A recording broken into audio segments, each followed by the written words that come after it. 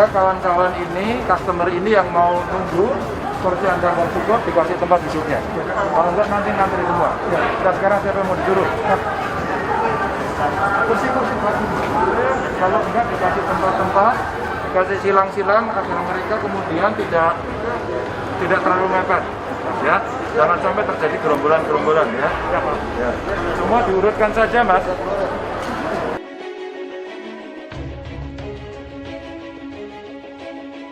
Dalam kaitan itu, bagi umat Islam, tradisi bersuci, bersih lahir batin merupakan awal seseorang menuju kehidupan yang normal. New normal karena telah balik dan berakal. Awal mulainya, seseorang mempunyai kewajiban menjalankan syariat Islam untuk mewujudkan maqasid syariah dalam bentuk hal pertama, yaitu memelihara agama atau hifdzuddin, yakni umat Islam berkewajiban menjaga agamanya dengan baik, yakni menjaga rukun Islam yang 5, mulai dari syahadat, menjalankan sholat 5 waktu, membayar zakat, menjalankan ibadah puasa, dan melaksanakan ibadah haji bagi mereka yang mampu. Sehingga umat muslim akan terdorong untuk selalu melaksanakan tindakan yang normal dan bermanfaat bagi orang lain. Perbuatan yang normal menjadi awal bangkitnya sebuah masyarakat dan bangsa. Di dalam situasi new normal pandemi COVID-19, tentunya menjadi tugas kita bersama-sama dalam rangka melaksanakan produktivitas segala sektor bidang, baik pada bidang aspek kegiatan sosial keagamaan, kesehatan, ekonomi, politik, dan pendidikan. Pemerintah telah memberikan skenario new normal yang menitik beratkan pada perubahan budaya masyarakat untuk berperilaku hidup sehat di tengah pandemi COVID-19 dengan menerapkan protokoler kesehatan yang ketat.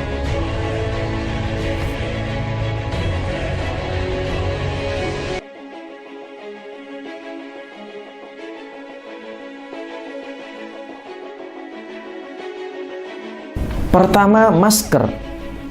Masker sebagai penutup mulut dan hidung dalam Islam secara fisik mirip memakai cadar yang dipakai oleh wanita mukminah. Kedua, masker menandai jangan banyak bicara. Jika isi bicaranya penyakit, maka menular. Siapa yang beriman kepada Allah dan hari akhir, katakanlah yang baik, atau kalau tidak bisa, diamlah. Hadis riwayat Imam Bukhari. Dalam bahasa media sosial, tutuplah hoax, nyinyir, fitnah, dan framing berita negatif.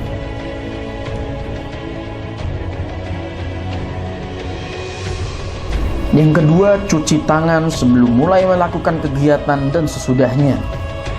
Tangan ini di dalam Al-Quran merupakan gambaran perbuatan. Beberapa ayat menyebutkan tangan sebagai kunci melakukan perbuatan. Bahkan dalam ayat tampak kerusakan di daratan ataupun lautan karena sebab tangan-tangan tersebut. Al-Quran Surat Ar-Rum ayat 41. Maka tangan yang bersih, bermanfaat, tidak asal ambil merupakan new normal yang harus dipertahankan.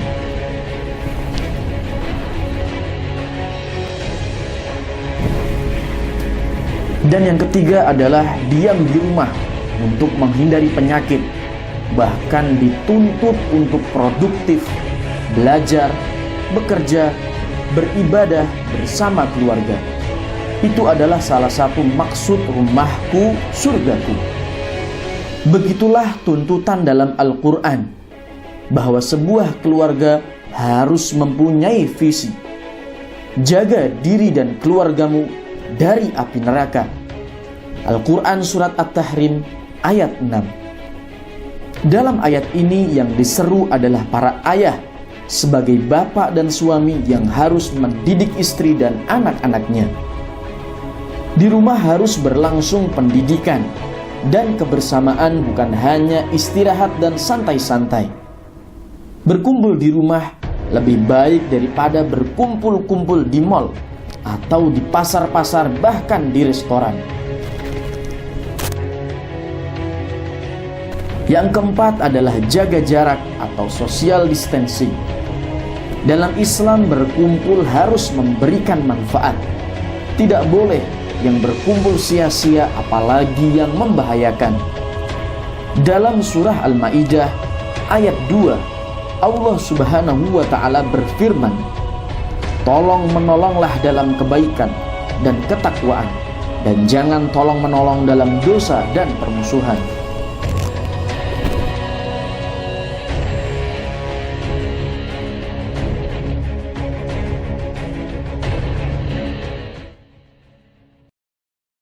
Sahabat Golbun Salim rahimakumullah, kita sekarang ini di masa peralihan, yang mana pemerintah menganjurkan kepada masyarakatnya untuk senantiasa mengikuti aturan-aturan daripada kesehatan.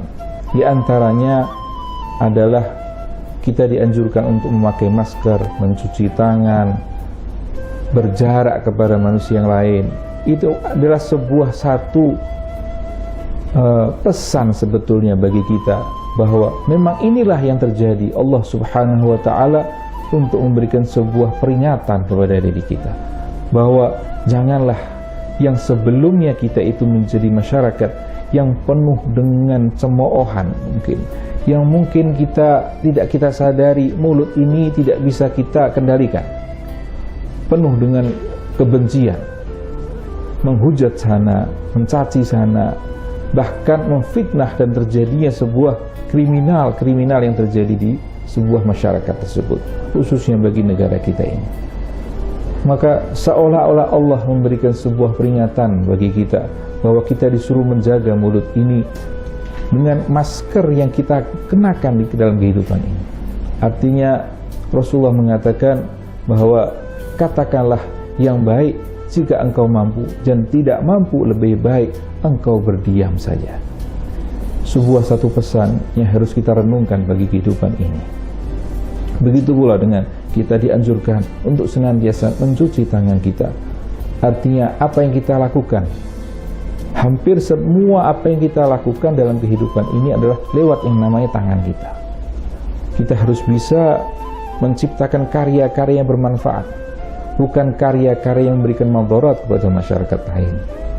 Atau kita harus bisa membantu orang-orang yang membutuhkan bantuan, bukan kita menjadi orang yang sangat bakhil terhadap apa yang kita miliki, yang semestinya itu harus kita berikan kepada orang yang lebih berhak.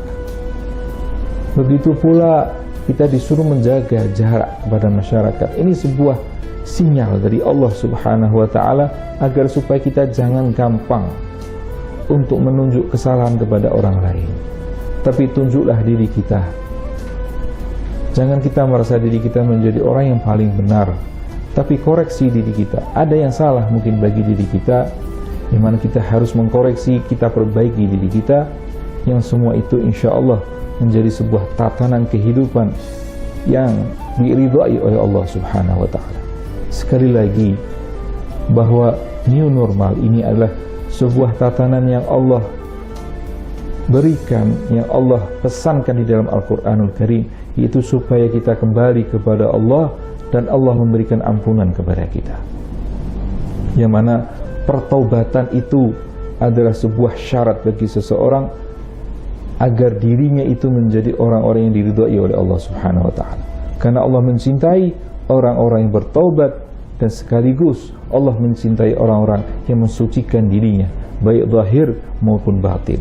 Sekali lagi, pertobatan itu bukan hanya sekedar sebuah lisan, tapi harus ada perbuatan-perbuatan yang dicerminkan di dalam Al-Quran sebagai wa'amilus shalihat, perbuatan-perbuatan saleh, perbuatan-perbuatan kebaikan, perbuatan yang bisa mengubah keadaan ini menjadi lebih baik.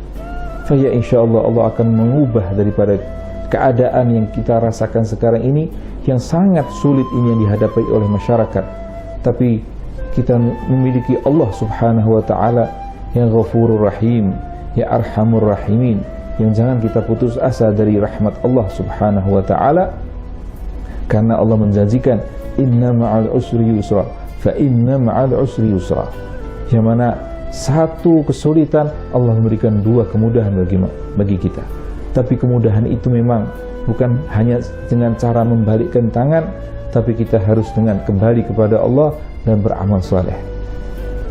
Innal hasanat yudhibnas sayiat. Kebaikan-kebaikan yang kita tularkan, yang kita munculkan dengan perbuatan-perbuatan kita ini, itu akan merubah daripada sayiat yang ada di dalam kehidupan kita. Insya Allah kita menjadi hamba-hamba Allah yang dirubah kebaikan kita yang lebih baik oleh Allah Subhanahu wa ta'ala dengan tatanan Islami yang diterapkan oleh diri kita. Amin ya rabbal alamin. Wassalamualaikum warahmatullahi wabarakatuh.